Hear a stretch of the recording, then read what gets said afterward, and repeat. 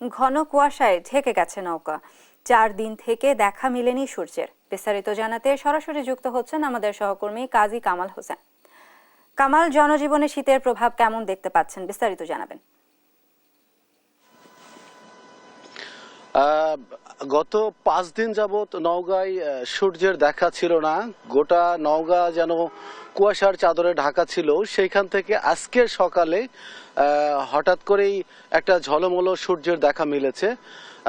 কিন্তু সমস্যা দেখা দিয়েছে যে গতকালকে যেমন ছিল 13 ডিগ্রি সেলসিয়াস তাপমাত্রা, হঠাৎ করে নওগাঁয় তাপমাত্রা কমে আজকে 10.7 ডিগ্রি তাপমাত্রা অনুভূত হচ্ছে। নওগাঁর বদরগাছি আবহাওয়া অফিস তেমনটি জানিয়েছে।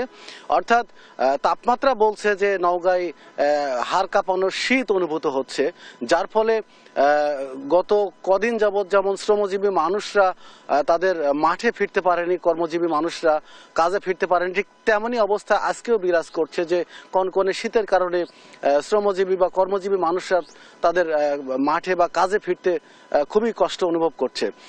সবচাইতে ভয়াবহ যে ব্যাপারটি ছিল যে গত 5 দিনে কুয়াশার কারণে নওগাঁয় প্রায় 60টি জীবন ঝরে গেছে, অর্থাৎ সড়ক দুর্ঘটনায় 60টি প্রাণ ঝরে গেছে শুধুমাত্র ঘন কুয়াশার কারণে। সেইখান থেকে অন্তত একটু আশার বাণী আমরা শুনতে পারি যে আজকের ঝলমলো আবহাওয়ার কারণে অন্তত এই কদিনের যে ভয়াবহ সড়ক দুর্ঘটনাগুলো চলছিল সেইটা অন্তত হবে না। আমি একেবারে মাঠে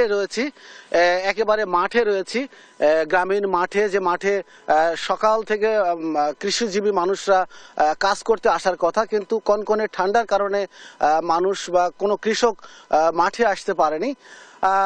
আমি আজকে কিছু সকালে নওগাঁ সিভিল সার্জনের সাথে কথা বলেছি, ডাক্তার নজরুল ইসলাম। তিনি যেটি জানিয়েছেন যে এই শীতের এই প্রভাবের কারণে তার পরামর্শ যেটি হচ্ছে নওগাঁবাসীর জন্য যে বৃদ্ধ এবং শিশু যারা আছেন তারা সকালবেলা যেন শীতের কাপড় না পরে অযথায় বাইরে বের না হয়।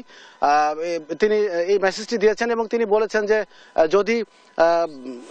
যদি হঠাৎ করেই এই শীতজনিত কোনো রোগে কেউ আক্রান্ত হয় তাহলে দেরি না করে তাকে দ্রুত সংশ্লিষ্ট হাসপাতালে নিয়ে যাওয়ার তিনি পরামর্শ দিয়েছেন।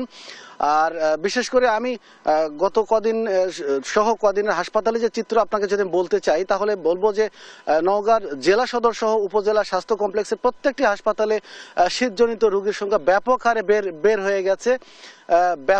বেড়ে গেছে এবং তাদের জায়গা দেওয়ার জায়গা নেই এবং তাদের সাধারণত এই সর্দি কাশি সহ আমাশা জাতীয় এবং ডায়রিয়া জনিত রোগীর সংখ্যা সাধারণত বেড়ে গেছে। আমি নওগাঁর ছিন্নমূল মানুষদের আমি কিছু মার্কেটে ঘুরে দেখেছি, সেখানে দেখেছি যে বিশেষ করে পুরনো কাপড়ের যে বাজারগুলো, সেই বাজারগুলোতে ব্যাপক ভিড় লক্ষ্য করা গেছে। বিশেষ করে যারা গরিব এবং খেটে খাওয়া মানুষ তারা তাদের শীত নিবারণের জন্য এই সব মার্কেটে তারা ভিড় জমিয়েছে। তো নওগাঁ থেকে শীত নিয়ে এই ছিল আমার কাছে সর্বশেষ। ধন্যবাদ কাজী কামাল হোসেন।